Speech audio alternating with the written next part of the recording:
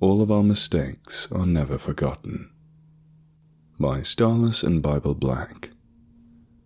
Day 1. As much as I despise having to write this, I've come to terms with my wife's suggestion.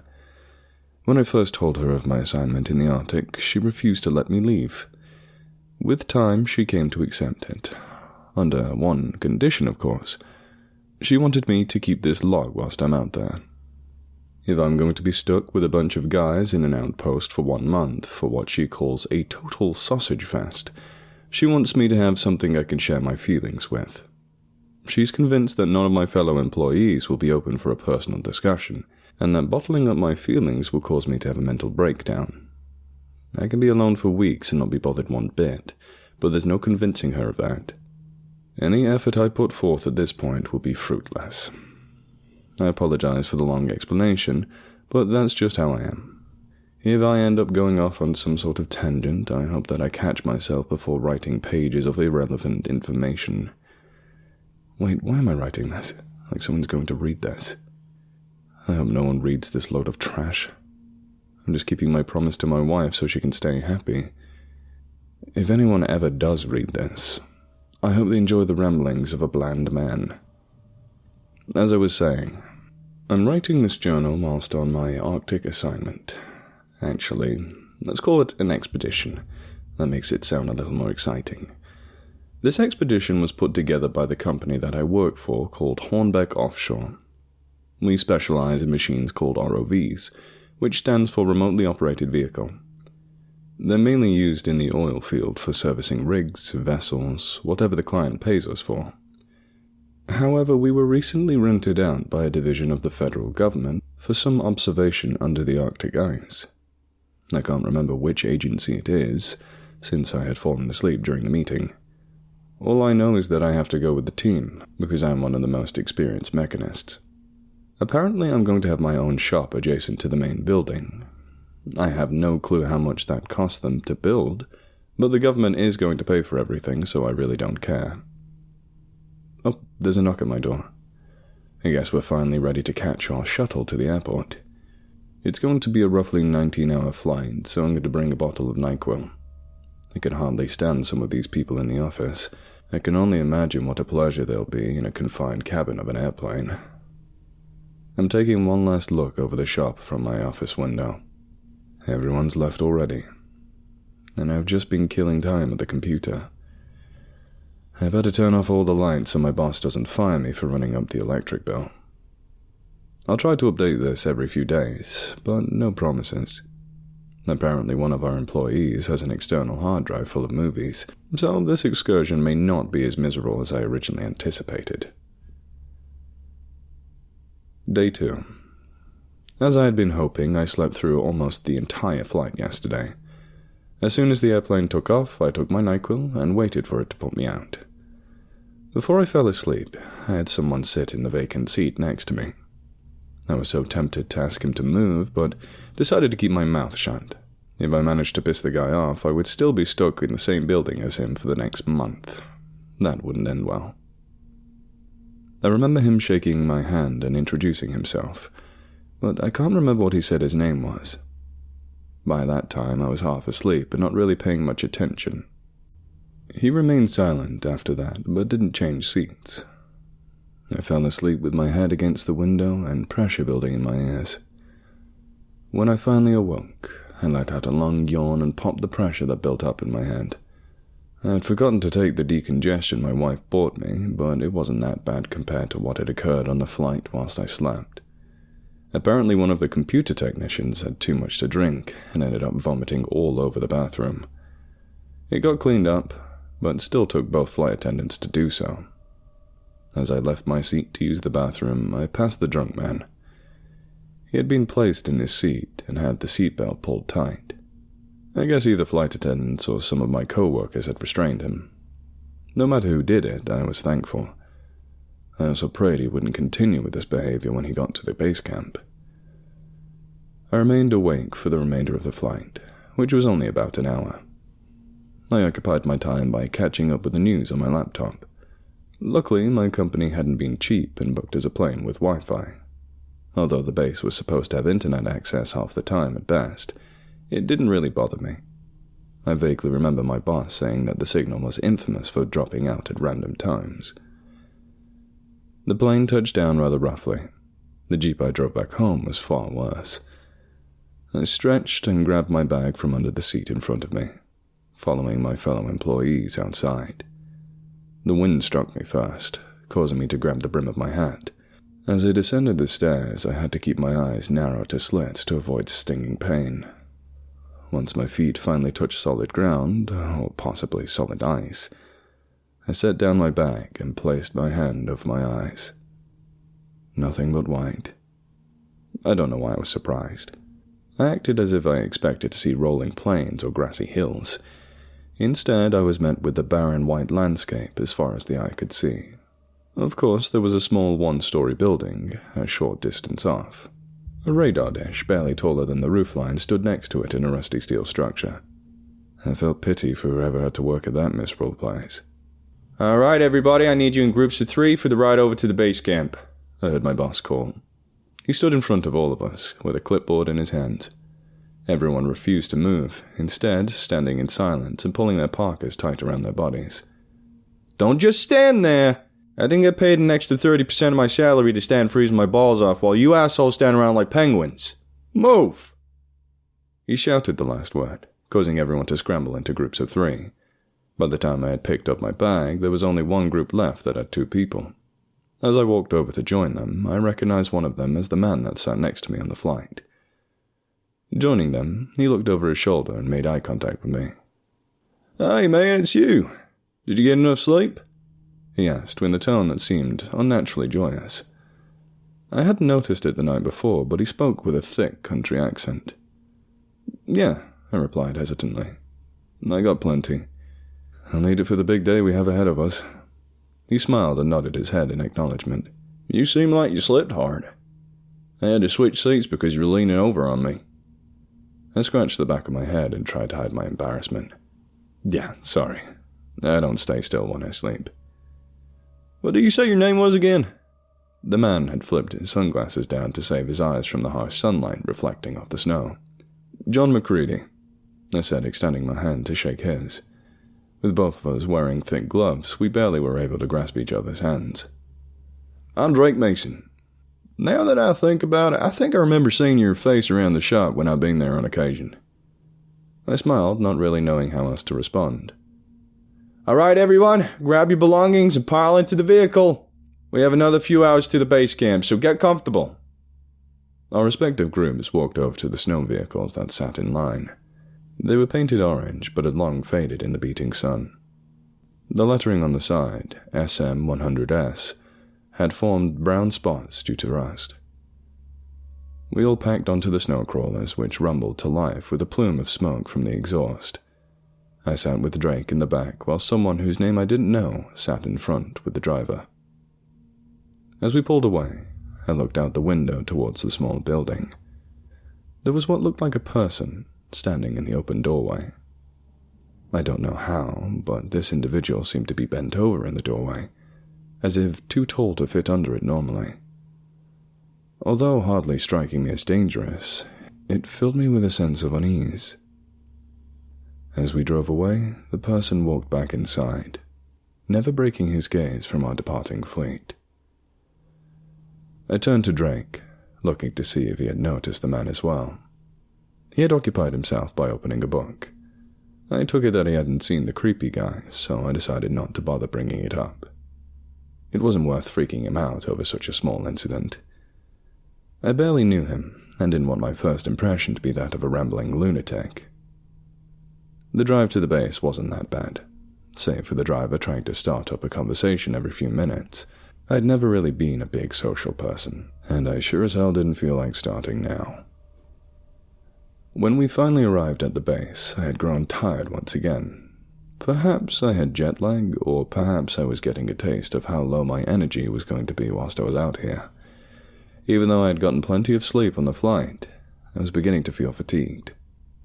The vehicles finally came to a halt, and we piled back outside into the cold once more. By this time, the sun had mostly set, leaving the camp illuminated in the glow of the floodlights. As my boss talked to everyone, I only nodded my head. I wasn't paying attention to him, the hunger starting to rumble in my stomach, or Drake poking me in the side with his elbow to keep me awake. I only fantasized about going to sleep once again. When I heard my boss say something about taking the day off tomorrow to catch up on sleep and rest, I perked up. I was one of the first people through the door. While everyone else looked around the base camp in curiosity, I consulted a bulletin board on one of the walls. I quickly found my room number and walked in that direction. Once I entered the room, I shut the door, dropped all my belongings on the floor, and collapsed onto the bed. I didn't bother removing my boots or parka. I simply went limp and let the grasp of slumber engulf me. I woke up this morning to find that Drake had been assigned as my roommate for the duration of our stay. I'm not going to complain. I'm just lucky I'm not stuck with the drunk from the plane or that loudmouth from the graphic design office. After I woke up this morning, I went to the main area of my base. My boss calls it the den, so I guess I'll do the same. The den consists of a group of couches around a large television, a pool table, and a pinball machine, and some other things I don't really see myself using. I joined 2 other men in the kitchen which overlooked the den. They had cooked breakfast and were sitting at one end of the table. They offered me the remaining fried egg and bacon strips, which I happily took. Before sitting down to join them, I scooped some grounds into the coffee maker and turned it on. Breakfast went better than I had expected. The 2 men, who introduced themselves as Roger and David, were a pleasure to talk to. Roger is a muscular man who keeps his dirty blonde hair spiked up with a large amount of product. He spoke with a booming voice that could strike fear into anyone. David was a skinny man who kept his long black hair combed back. He spoke with a quiet tone, but perked up when he started talking about books. We ended up talking about our favorite authors until around 2 in the afternoon, when everyone else began to wake up. We dispersed, saying how we hoped to talk again the next day. Although I had never been big on long conversations, these 2 were a joy to talk to. I guess this trip will turn out to be decent if I can continue to fight off my usual fear of being social. And so that leaves us to where I am now. I'm back in my room typing this up. Drake is on his laptop watching videos whenever they manage to load over the crappy Wi-Fi. I better get going. The boss just announced over the intercom that dinner was ready. Oh, before I go, I have only one complaint. I forgot until now that I woke up last night to a shout. Apparently, Drake screams in his sleep. I just ignored him and buried my head deep into my pillow. I really hope he doesn't do this all the time. I'm hundreds of miles away from a pair of earplugs. Day 3. Today is the first day that we actually did some real work. I shouldn't exactly be celebrating that, but at least it gives me something to do during the day. I, along with Drake and 4 other people, boarded a pair of snow crawlers and headed out to our project site. The ride was about 45 minutes. Compared to the ride from the plane to the base, this one was short.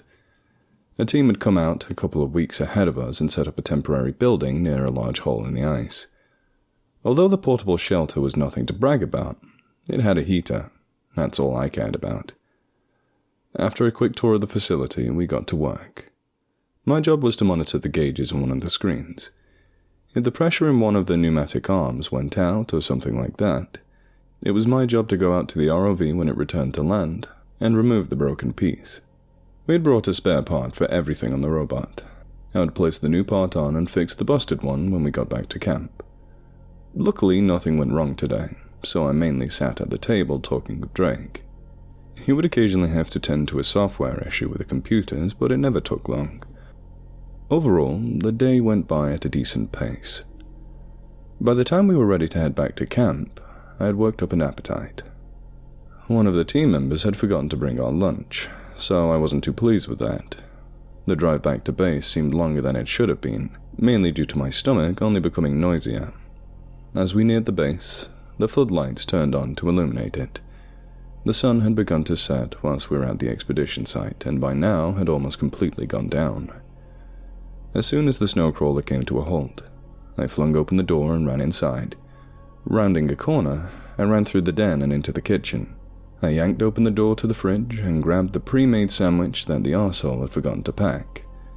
I threw the crumpled plastic wrapper on the floor, too consumed by my desire to feast to throw it away. I tore the plastic off and devoured it in a few bites. Even after consuming my sandwich, I was still hungry. I joined the rest of the team in the den whilst our cook prepared dinner. Although the Seinfeld episode currently had my attention, my nose would get distracted as the smell of cooking meat wafted in my direction. Soon enough, all of us sat down at the long table in the kitchen and devoured our meal.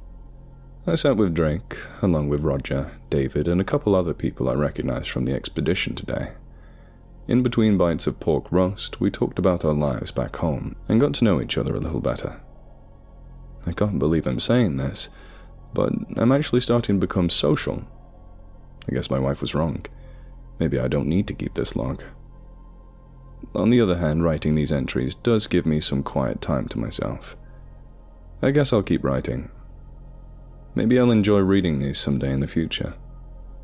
After dinner, we gathered in the den to watch a movie. The boss figured that after our first day of work, we needed a mild celebration. I thought of turning into bed early, but decided a social activity would do me some good. The employee who brought the external hard drive of movies connected it to his laptop and plugged it into the television.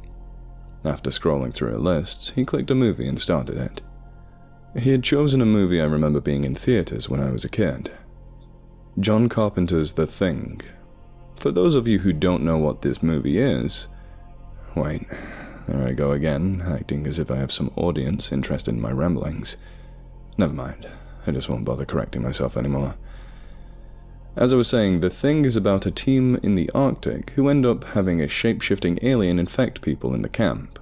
It can take the form of any person, making it almost impossible to tell human from monster. Halfway through the movie, I got up and went to the kitchen to grab a beer. No one seemed to notice me get up and leave. They all had their faces glued to a screen as a husky began to shift into some ungodly monstrosity. I opened the door to the fridge and found a strawberry ale I thought would be good.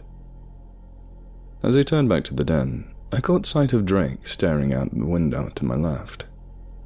Whatever he was staring at had his full, undivided attention. He didn't so much as blink when I walked past him and sat back down on the couch. I followed his gaze out the window. There was nothing there. All I could see was the falling snow, illuminated by the pale glow of the floodlights. Shrugging it off as some obscure behavior, I sipped my beer and turned my attention back to the movie. I don't remember the ending since I dozed off with about half an hour left. I woke up to Drake shaking me, gently calling my name. After rubbing the drowsiness from my eyes, I followed him back to our bedroom. I sat in bed and tried to go to sleep, but failed. I'm one of those people where if I fall asleep and wake up, I won't go back to sleep until 1 in the morning. So I might as well entertain myself.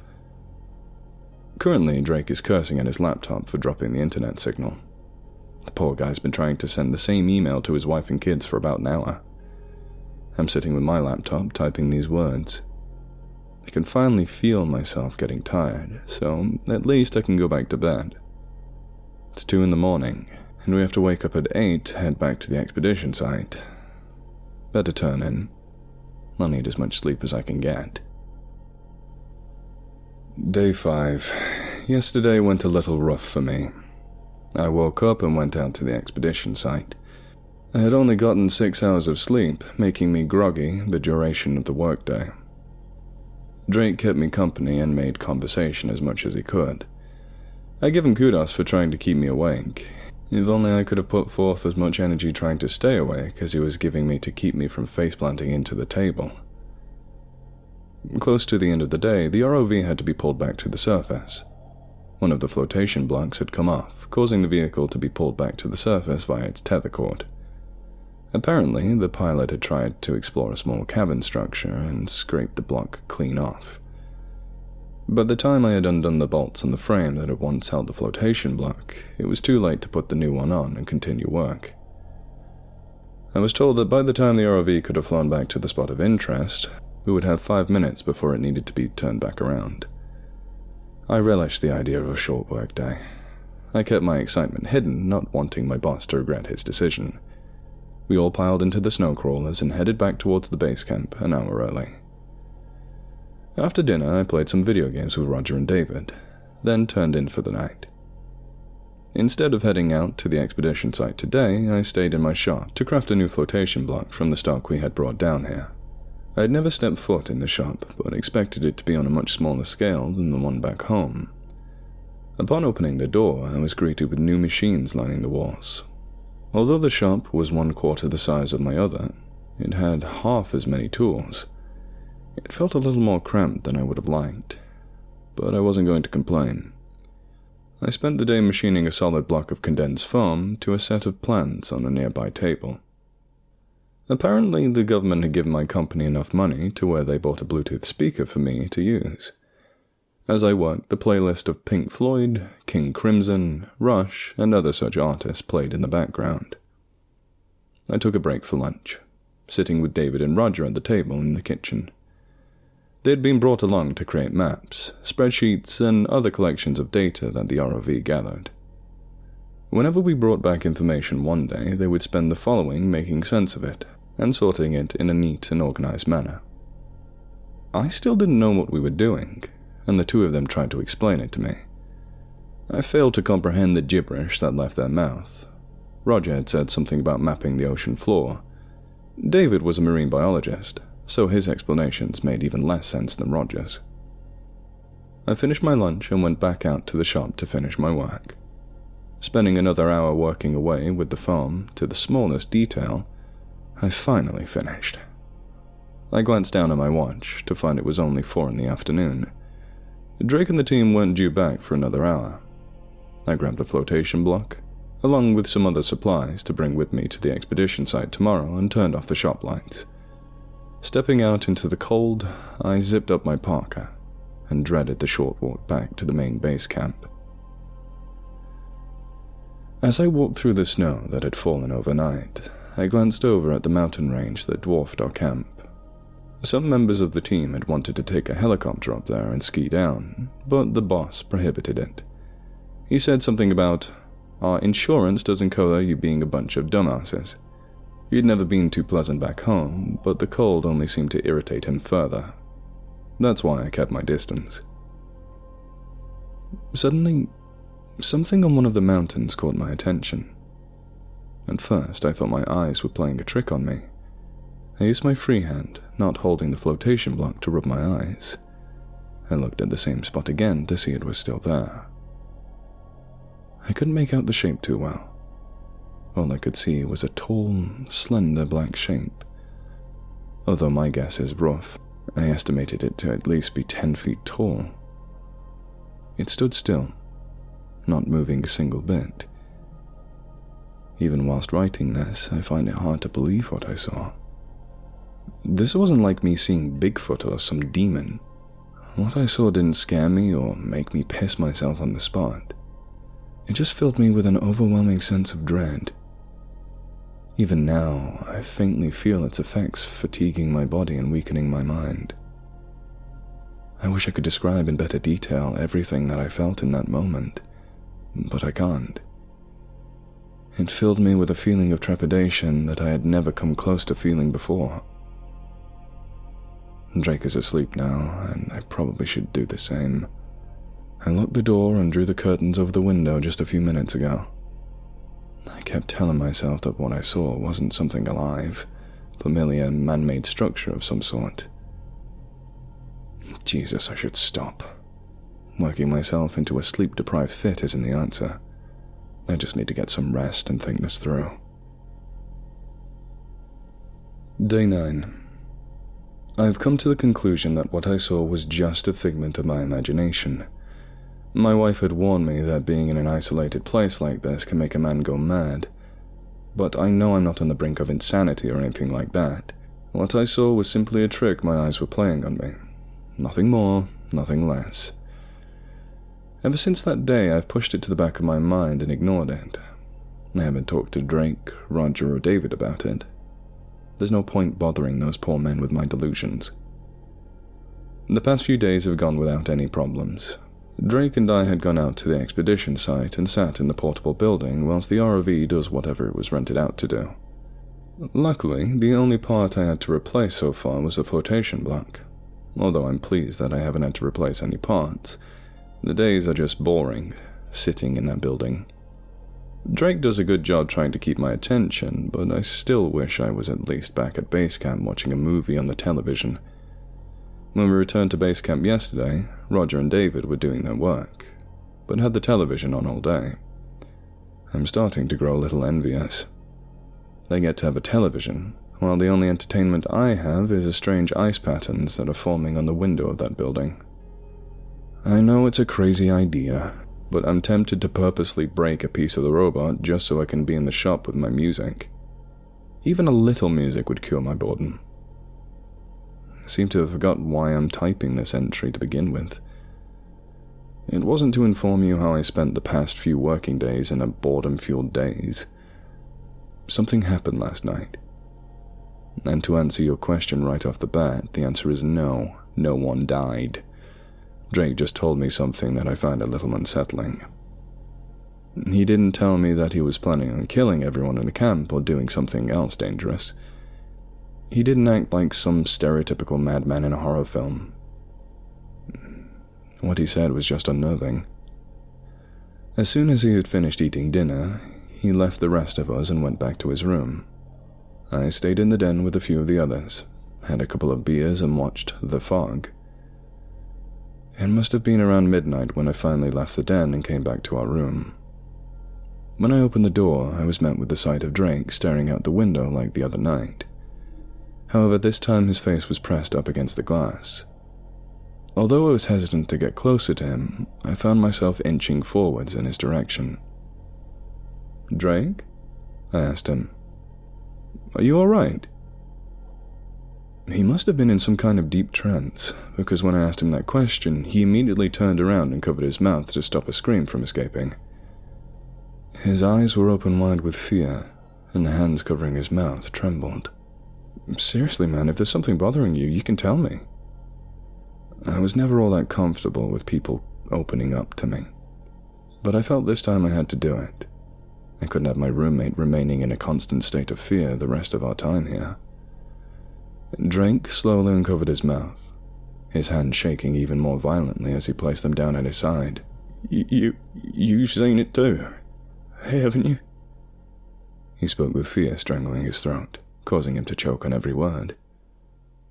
The only response I could muster was letting my mouth hang open and let out a confused sigh.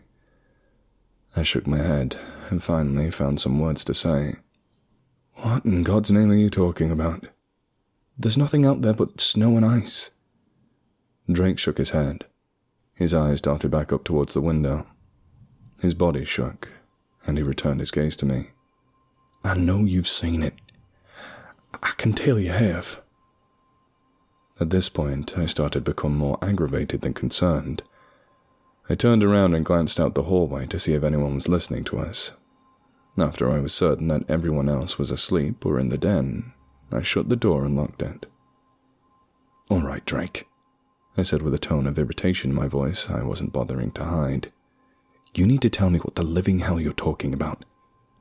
Let's just get this over with and get to sleep. What do you mean by it?" Drake sucked in a deep breath. "The shape. I know you've seen it. I've seen it too." At that moment, the image of that thing standing on the mountainside pushed to the front of my mind, where I had tried to ignore it. I remembered it as vividly as the day I saw it. With that image burning in my mind, I also began to feel that sense of dread fill me like it had the first time I saw it. How the hell do you know that I saw it? I haven't talked to anyone about it." Drake hadn't broken his gaze with me the entire time we were talking. His eyes had gone cold, conveying no emotions to me.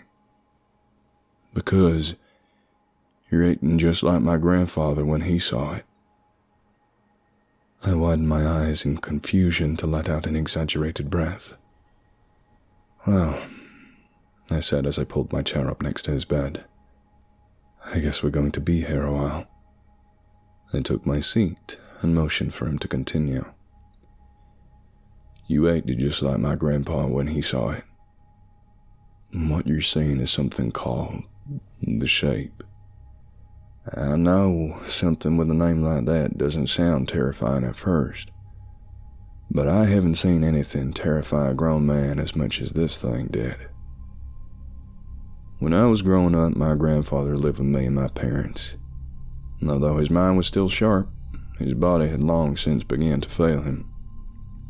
My mother thought that putting him in a retirement home would do nothing but strip away his dignity, so she renovated our old guest room and allowed him to move in with us. He sold his house and used the money to renovate the room. Anything that was left over, he put aside for me in the college fund. After a few months of him living with us, I started to notice that he was constantly looking over his shoulder. He acted as if someone was around every corner waiting for him. Drake broke his gaze from the wall and looked into my eyes again. Although you're not exactly acting like that, John, you share the same look in your eyes that he did. I don't know what else to call it except for a sense of fear that he tried to keep tucked away in the back of his mind. A small bit of it breaking through every once in a while, making itself known. I didn't respond, not knowing how to. Instead, I simply stared at Drake in silence. One day, I finally worked up the courage to ask him what was bothering him. He placed a finger over his lips and led me to his room. He locked the door behind us, putting his ear to it to make sure my parents hadn't followed us. He sat me down on the bed and pulled a chair next to me. With a stone-cold look on his face that I'd never seen before, he made me swear never to tell my parents what he said. He feared that they would take him away and lock him up in an asylum somewhere. I gave him my word, and he took a deep breath before starting his story. When he was in his 20s, he was drafted into the Second World War. He wasn't sent into the heart of the fight. Although the name of where he was deployed escapes me now, I remember him saying it was during the winter. It snowed around 6 feet. He stayed with his fellow soldiers in a makeshift tent in a field. The nights were cold and brutal, sometimes 2 blankets not even being enough to keep him warm. One night it got so cold that he went to put on his jacket and go outside to make a run for the supply tent to grab more blankets. The weather outside was well below freezing, but he felt it would be worth it to be on a warm bed. As he trudged through the snow towards the supply tent, something out in the distance caught his attention. There was enough moonlight for him to barely make out a shape standing at the edge of the field by the tree line. At first, he thought his eyes were playing a trick on him.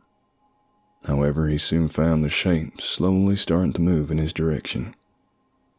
He was frozen in fear for a few seconds, and soon found the strength to move and run towards the supply tent. He sprinted to it, throwing open the door and running inside. He slammed it behind him and locked it tight. The officer on duty at the time gave him an extremely confused look rather than one of worry. He asked my grandfather what had him out of breath. He simply replied by pointing towards the window, motioning for the officer to look outside. The man walked over to the window and looked out over the field. My grandfather had expected the shape to be gone, making him look like an absolute madman. But it was there. The officer told my grandpa that it was now standing close enough to the tent that a spotlight could easily catch it. He darted away from the window and immediately picked up his radio. As he shouted into it, he flicked on the spotlights and illuminated the entire camp. Within less than 2 minutes, the commanding officer had burst out through the door. He pulled my grandfather and the soldier on duty aside and questioned them. He was never told what happened that night. All he knew was that by morning, 3 soldiers had gone missing. Although no one at the camp sent out a search party, he recalled seeing jeeps swarming the surrounding area. He had no idea where they came from, and they lacked any sort of identification. The vehicles remained there for nearly 4 days, but nothing came of their activity. They simply left and were never seen again. My grandfather never learned anything more about the missing soldiers or the mystery search party. When he returned home from the war, he told my grandmother what he saw out in that field. For years, he lived his life with her and enjoyed himself. He had gotten a job at a machine shop when he returned home and loved every waking moment of it. It wasn't until 10 years later that this incident resurrected itself. It was a cold night in November when he saw the shape again. It wasn't standing right at his window or in the corner of his room. Instead, it lingered in the backyard at a distance. No matter what time of day it was, the shape was always there. Rain or shine, sleet or snow, it was always there. My grandfather lived in a state of constant fear that it would come into the house one day, but it never did. Every damn day, it just stood there and mocked him. He tried doing research at the library to find out even a shred of information as to what this thing could be. After years of searching, he finally came across one piece of information. It was in some obscure medical journal that made its way into the library from a mental hospital in Ohio. It had been in a private collection donated to the library. The journal contained the notes of a doctor whose name had long since faded from the cover. Inside, it contained 3 pages of notes of a patient named Mark Squire. Mark had claimed to see a shape standing outside his house. He never got any closer, but it was always there. The shape soon drove the man insane, causing him to murder his family in a fit of rage and confusion. The jury found him unable to stand trial, thus causing him to be transferred to the mental hospital and into the doctor's care. The doctor noted that Mark could still see the shape standing outside on the lawn. During the day, it stood on the lawn and looked out its window. During the night, it stood on the lawn and looked out his window. It was always there. After 3 weeks of Mark being in the hospital, the doctor noted in his journal that Mark may need even more intense care than originally thought. Mark had originally opened up, revealing to them that the shape had started talking to him. When the doctor asked what it said, Mark simply shook his head and clasped his hands over his mouth. He refused to repeat the shape's words, stating that it would be upset. After days of talking, the doctors finally convinced Mark to write down what the shape had said. Mark shook violently as he wrote on the sheet of paper. The piece of paper had been taped inside the journal. Although it had yellowed and faded with age, my grandfather could still make out one sentence written in a scraggly handwriting. "All of our mistakes are never forgotten." As they arranged to move Mark into 24-hour care, the nurses found him dead in his cell. Apparently, he had bent the metal leg of his bedpost back and forth until the metal fatigued and snapped. Using the jagged edge of the pipe, he cut a gash deep in his throat and bled out all over the floor. The final note the doctor left about Mark was that he had died sitting against the wall, facing out the window. My grandfather never found out anything else about the shape. He gave up his search, somewhat pleased with the result he had found. That day, he went to the window and overlooked the backyard, and it was still there. He had been waiting years to build up enough courage, and he finally felt able to do it. He opened the door to the backyard and stood on the porch. With one deep breath, he shouted at it, "I'm not afraid of you." At first, the shape didn't respond, but soon turned towards the woods. It retreated into the trees and vanished from sight. My grandfather couldn't believe it. After all those years, it only took a few words to make it leave. However, it didn't leave for good. My grandfather then told me that it had returned, standing in our backyard. This caused me to shrink back in fear. I asked if it had come to the house. He reassured me that it was still in the backyard. He theorized that I was too young to see it. Over the years, he constantly thought about those words Mark had written. All of our mistakes are never forgotten. My grandfather had come to believe that the shape was a physical manifestation of all our wrongdoings. Its prime function is to make us suffer in the error of our ways. Since I was still young at the time, He thought that I hadn't done anything bad enough for my wrongdoings to take physical form. It was at this moment that Drake paused. I pulled my mind from the story he had told me and made eye contact with him. He now had tears flowing down his cheeks. I'd never seen a grown man cry except for funerals. I wanted to find some way to console him, but instead, let him have his moment. My grandfather died a few weeks after that talk. During his last few days, he warned me about the shape. He said it had begun to move closer to the house and was now at the back door. When I asked why it was approaching him, but hadn't done the same to Mark at the hospital, he only shrugged his shoulders. He said it didn't follow a specific set of guidelines or acted in a pattern. Just like human nature, it made unexpected moves. My grandfather said that it probably acted different for everybody it stalked. One night, he came into my room and gave me a hug goodnight.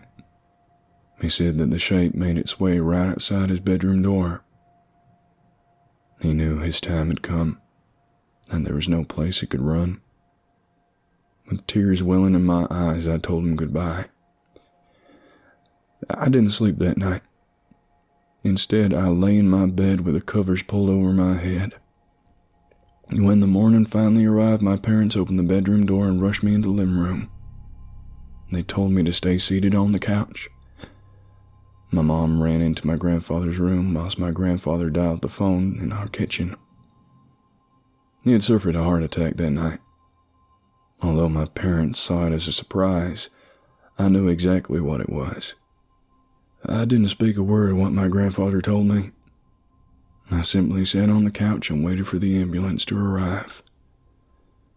To this day, I haven't told anyone what he said. Drake wiped his face on his sleeve of his shirt. I continued to sit in stunned silence whilst my mind processed what I had just heard. You're the first person I've spoken to about this, John. I would have kept this to myself had I not seen you with the same look in your eyes like my grandfather. Like he said, the shape doesn't follow a set of guidelines. It acts randomly and without notice. Drake slowly turned around and faced back out the window. I can see it high on the mountains in the moonlight. It hasn't moved since I first saw it, but that could change at any moment. I had begun to tremble at this point, moving a shaking hand through my hair. My mind had long since shifted from seeing the shape as a figment of my imagination, and now begun to fear it.